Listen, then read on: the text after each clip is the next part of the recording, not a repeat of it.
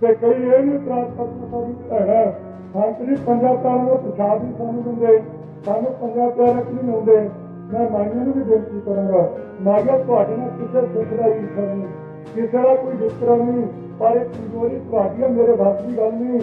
ਜਿਸ ਵੇਲੇ 24 ਤਰੀਕ ਨੂੰ 1700 ਸਿੱਖਾਂ ਦਾ ਸਿਰ ਮੰਗਿਆ ਸੀ, ਇਹ ਵੀ ਸੀ ਕਿ ਸਿੱਖ ਦਾ ਸਿਰ ਚਾਹੀਦਾ, ਮਰਦ ਦਾ ਜਾਂ ਜਨਾਨੀ ਦਾ, ਇਹ ਕਿਹਾ ਸੀ ਇੱਕ ਸਿਰ ਚਾਹੀਦਾ। ਉਸ ਵੇਲੇ 80,000 ਦੇ ਸਾਥ ਵਿੱਚੋਂ ਕਿਸੇ ਮਾਈ ਨੇ ਉੱਤੇ ਸਿਰ ਕਰਤਾਨਾ ਨਹੀਂ ਬਣਵਾਇਆ, ਤੇ ਜਿਹਨੇ ਸਿਰ ਬਣਵਾਇਆ ਪ੍ਰਸ਼ਾਦ ਉੱਥੇ ਨਹੀਂ ਮੈਨੂੰ ਕਿਸੇ ਮਿਲੇ। ਇਸ ਵਾਸਤੇ ਸਾਡੇ ਮਨ ਤੋਂ ਵਿਤਕਰਾ ਹੈ ਨਹੀਂ, ਪਰ ਜੇ ਕੋਈ ਕਰਦਾ ਉਹਨਾਂ ਦੀ ਮਰਜ਼ੀ। तो ऐसे विचारे का जाते मोहम्मद ने आ गए और ऐसे लोग देखा मोहम्मद अपने करनी है। तो बाकी ठीक है, मोहम्मद सोच है संत जमे भक्त जमे कोई दूसरा मोहम्मद का जमे कोई अवतार जमे इन्हें की जाती है। I came across this post on Instagram and it gave me an idea for this video essentially, and how to basically convey a point I'm going to make. But in a way that uses this clip particularly as a prop for that point.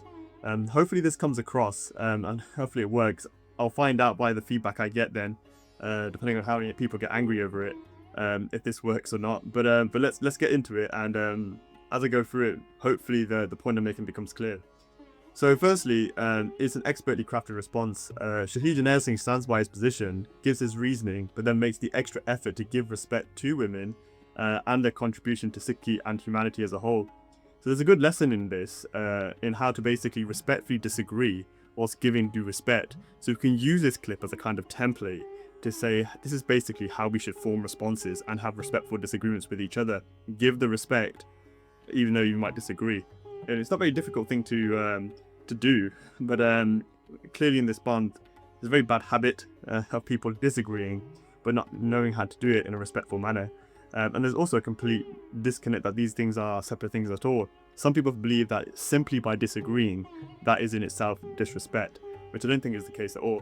So this being said, I personally think the reason he gave probably doesn't work too well.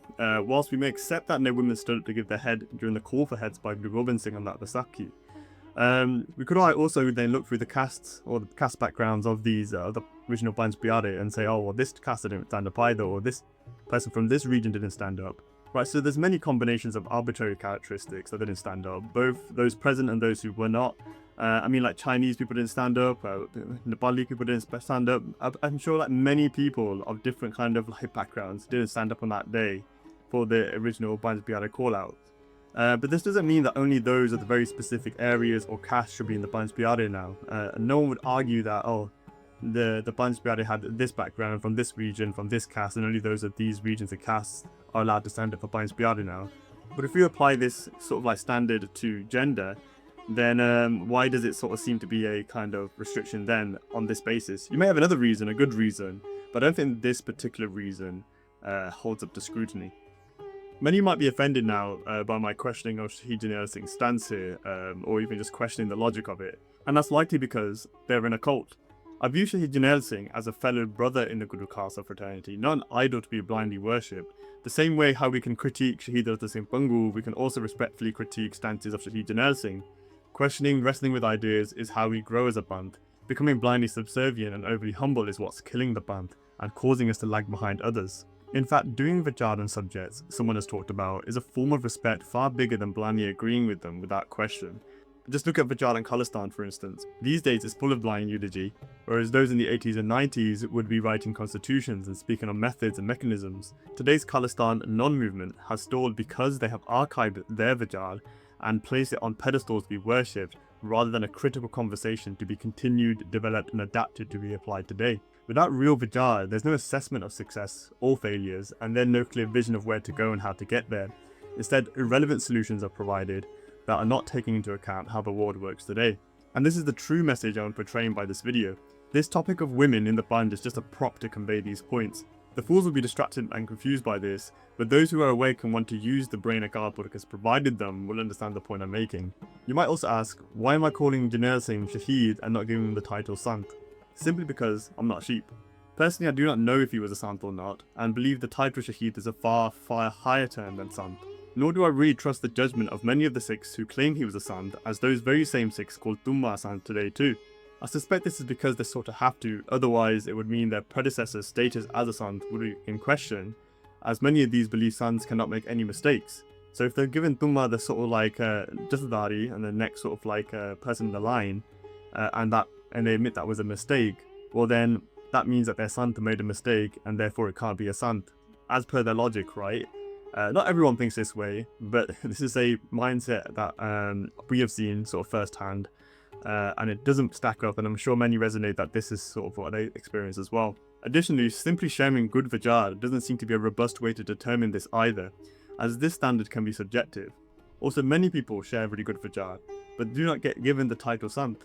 Whilst Sant Singh Miskeen has the word in his name, it is in his title, yet his Vichars are one of the most impactful I've ever come across. Kavi Santokh Singh isn't given the title either, nor was Udan Singh Pangu, Kavi Senapat, and pretty much any great Sikh before around the 20th century.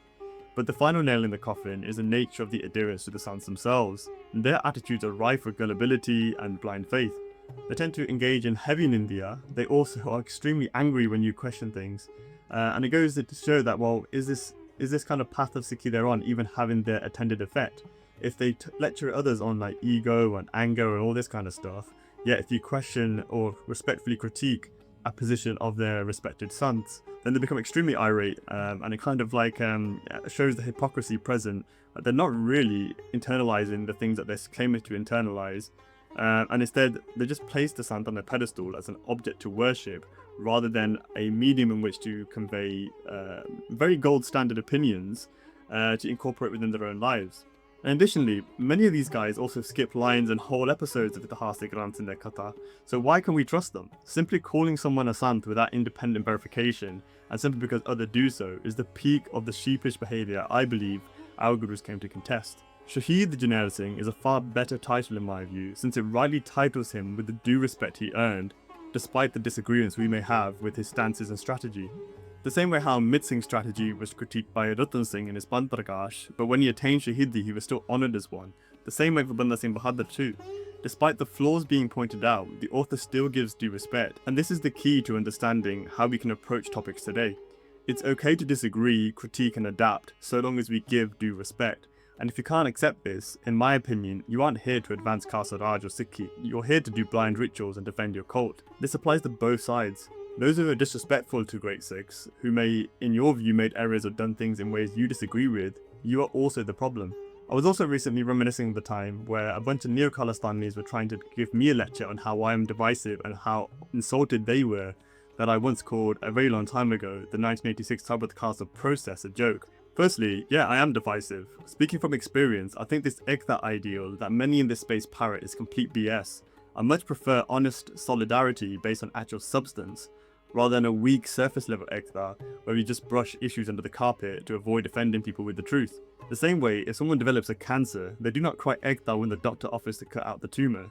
Identifying Muriks and Nasans in the band is necessary. And secondly, one of the questions they asked me was what I thought about the 1984 Sabat Khalsa, and to try and provoke me, they casually phrased it something like, "What do you think about the so-called 84 Sabat Khalsa organised by Gadar Santa Singh?" When I told him I disagree with that as well, for the exact same reasons, both processes are legitimate mockeries of the Guru Khalsa's autonomy in my view, and to understand why, I recommend reading The Khalsa Is The Guru, which you can find on our Vichaar repository, and also purchase a physical publication too. And I also told them I'm not part of Buddha or a blind follower of Baba Santa Singh, and after that they went quiet and avoided the topic again. But thinking back on it, it just represents the complete hypocrisy they operate on. They're easily offended when the people they claim for their team are critiqued, but readily try to offend others.